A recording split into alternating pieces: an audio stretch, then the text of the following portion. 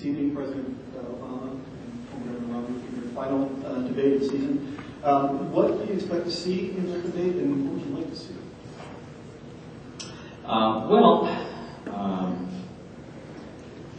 What I hope to see is a clear contrast, as I think we've seen in the last two debates. I think that President Obama's foreign policy has been badly flawed, and I'm sure Governor Romney agrees with that. What I think he needs to do is lay out the case of how and why it's been flawed, and how he would do things differently. My own, in a very, very short summary that doesn't do justice to the question, I would say one of the things that I'm enthusiastic about with respect to a President Romney is I think he better understands the importance of American leadership around the world.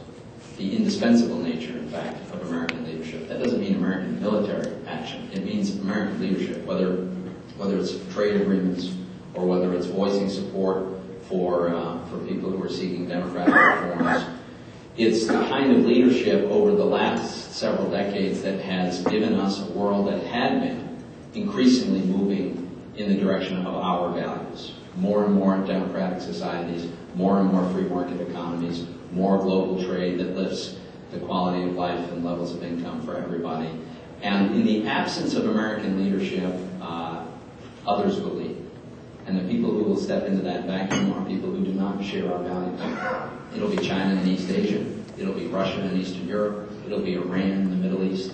It'll be countries that have no interest, frankly, in a world order in which there are ever-increasing democracies, ever-increasing respect for human rights, ever-increasing respects for free economies. That is not a world that will emerge if the United States retreats. And I hope that Governor Romney will make the case for the importance of American leadership. Question here, dealing with the Senate race. Your advice for your fellow Republican, Tom Smith, and whether or not you believe it's possible to win without outside assistance. Well, I do think it's possible. He's demonstrated he's quite capable of providing quite a lot of assistance to his own campaign. Look, I think we've got, looks like it's basically a tied race right now. It's not clear to me that he needs my advice. He's doing remarkably well. Tom Smith was completely unknown, as we all know, had never run for any office.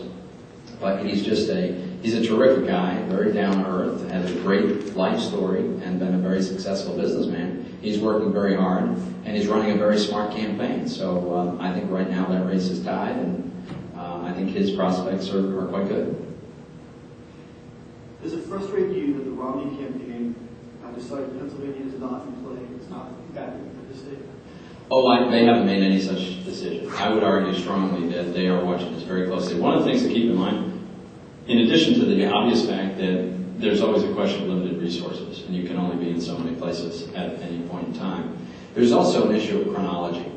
Pennsylvania is one of the last states in America to vote, because we vote on election day. Most states start voting well before election day. We don't allow any in-person voting prior to election day. We do have an absentee ballot program, naturally.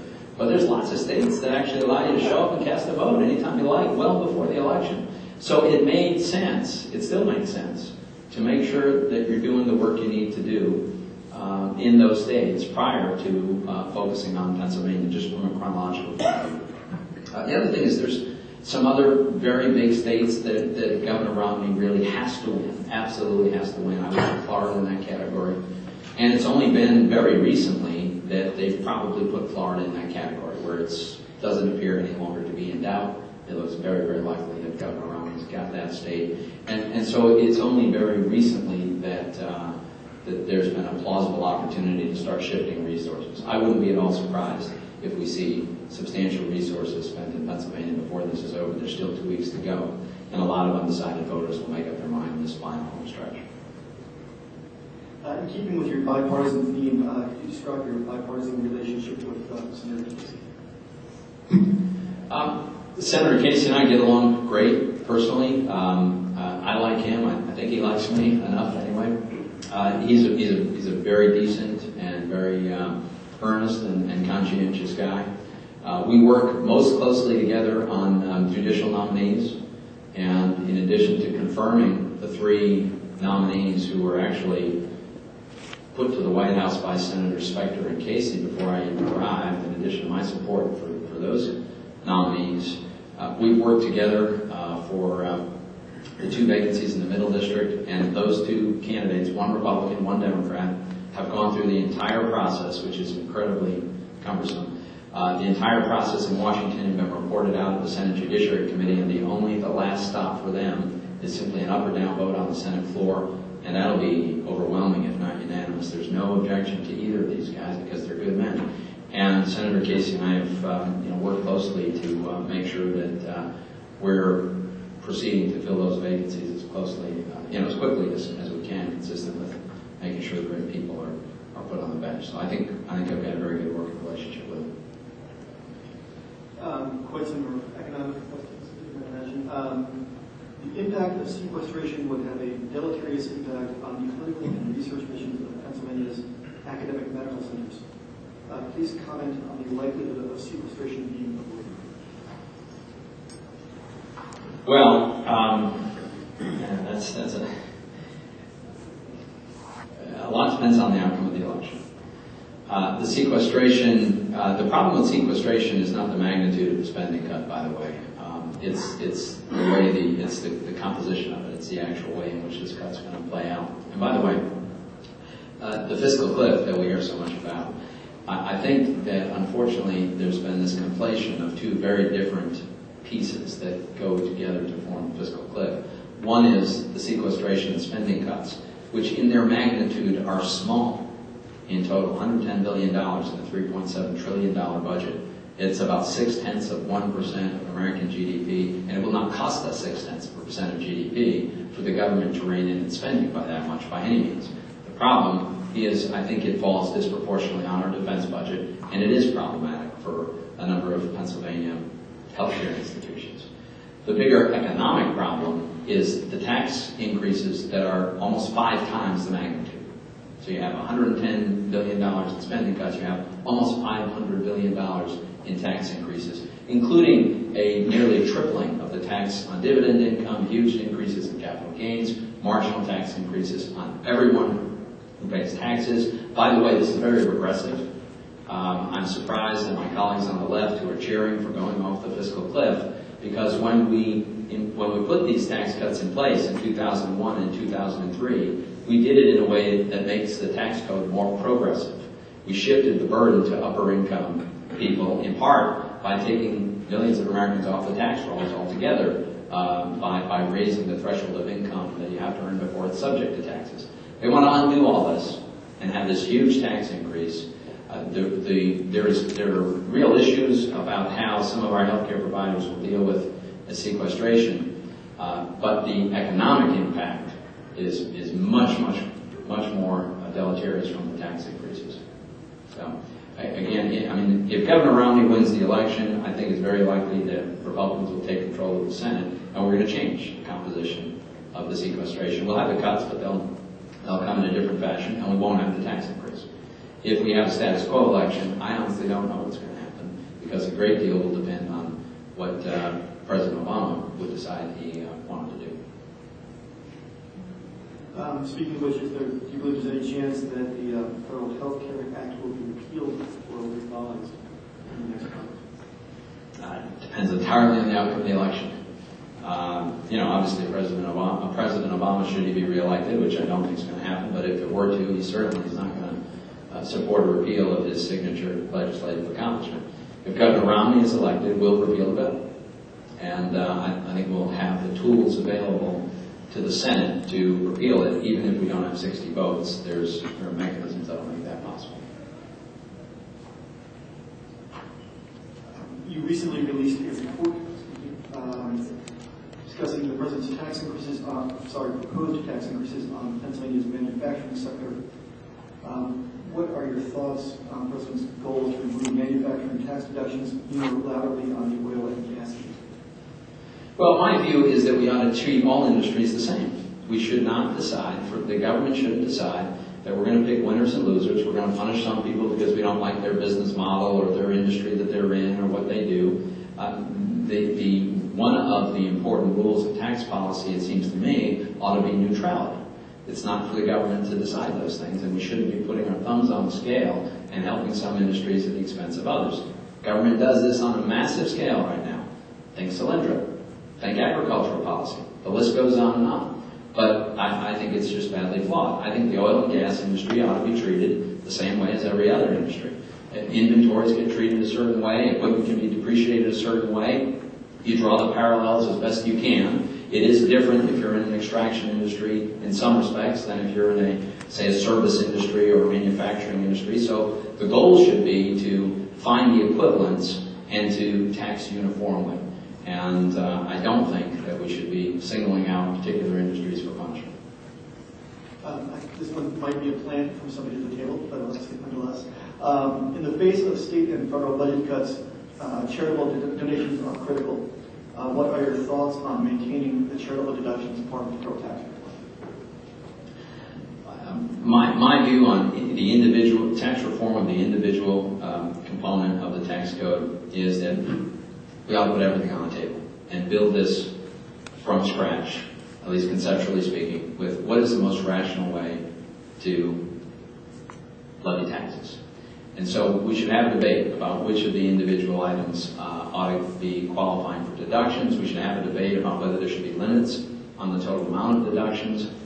We should have a discussion about whether those limits should apply differently for different income brackets. But I don't think we ought to say there's a particular deduction or loophole or write-off or credit that should be simply off the table and not eligible for discussion. We've got a tax code that is inhibiting economic growth because of its complexity, because of its unfairness, because of high marginal rates. And so reducing some of that underbrush would allow us to lower marginal rates without losing revenue. And almost every economist who looks at it acknowledges that stronger economic growth would result from a simpler code with lower marginal rates and fewer government distortions. So, I don't know how far we'll get on this in this Congress, but I think we ought to have. It's been a long time. It's been 1986 is the last time we looked at really making improvements to our tax code, and in the meantime, it's been littered with lots of kinds of debris that Congress throws in it. So I think we should put everything on the table and consider what's the most pro-growth tax code we can have. Thank you. Estimates put the cost of Alzheimer's care at $20 trillion in 40 years. President Obama and Senator Casey have supported increased spending now as an investment against the threat of $20 trillion later. Do you support reform for Alzheimer's?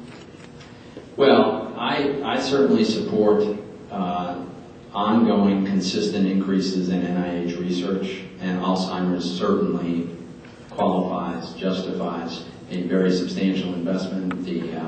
I think the latest statistics I saw is that 1/3 of everybody over the age of 85 is afflicted with Alzheimer's. And basically the nature of the disease is such that if you live long enough, you're going to get it.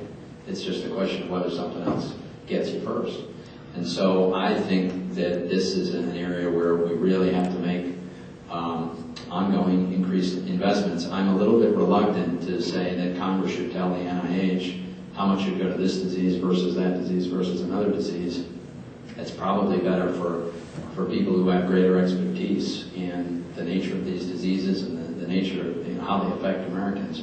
But certainly there's a very, very important role for the NIH in helping to develop and learn more about and ultimately lead to cures for terrible, terrible diseases like Alzheimer's.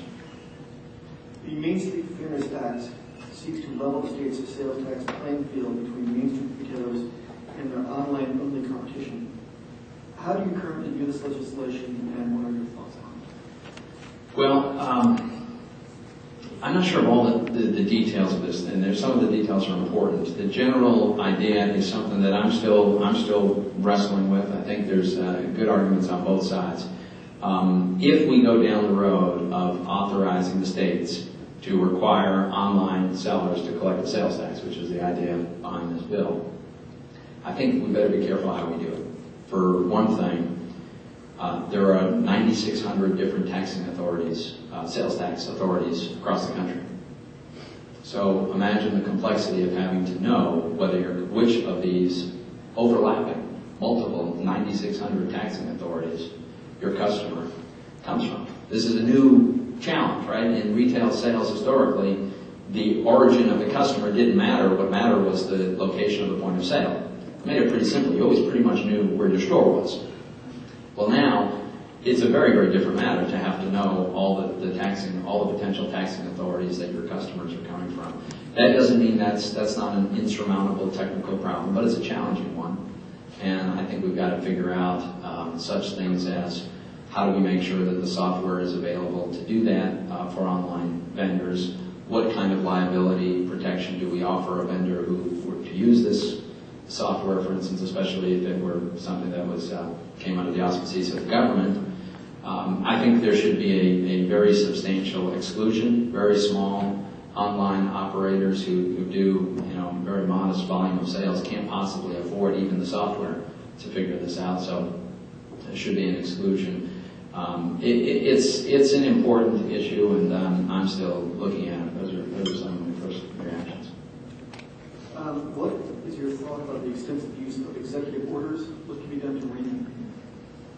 Well, I think we've seen an excess. This is going to come as a shock. I've seen an excess of executive orders under this administration.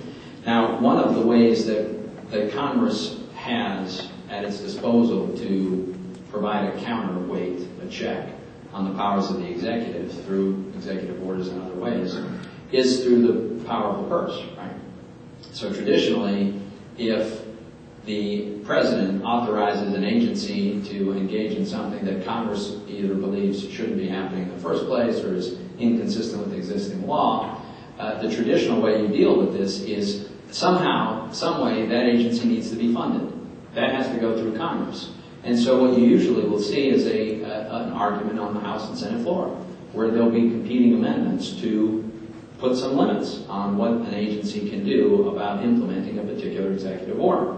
That's the normal process of our government, has been for literally centuries, but no longer, because under Senator Reid's control of the United States Senate, not only do we not do budgets, 3 consecutive years, no budget whatsoever for the federal government, we don't do appropriation bills.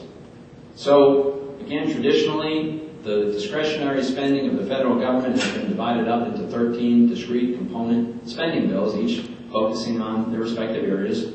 One's on defense, the other's on the judiciary, another's on transportation, and so on. Instead, we roll this all up into 1,000-page, trillion-dollar bill, literally, and have one up or down vote. It's not subject to amendment.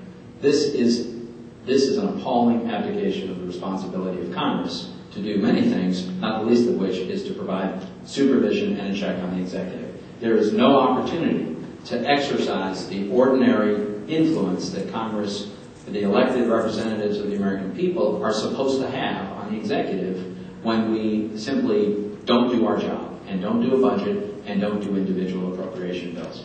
So it's pretty frustrating for me that one of these very fundamental responsibilities that we have is simply not available, and the executive branch simply just does what it wants in those respects.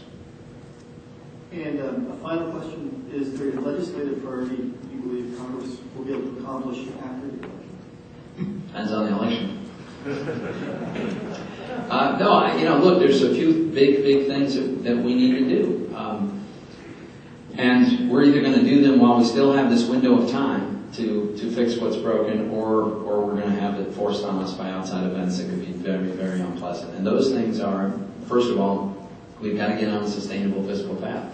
And this is totally related to the job creation and economic growth.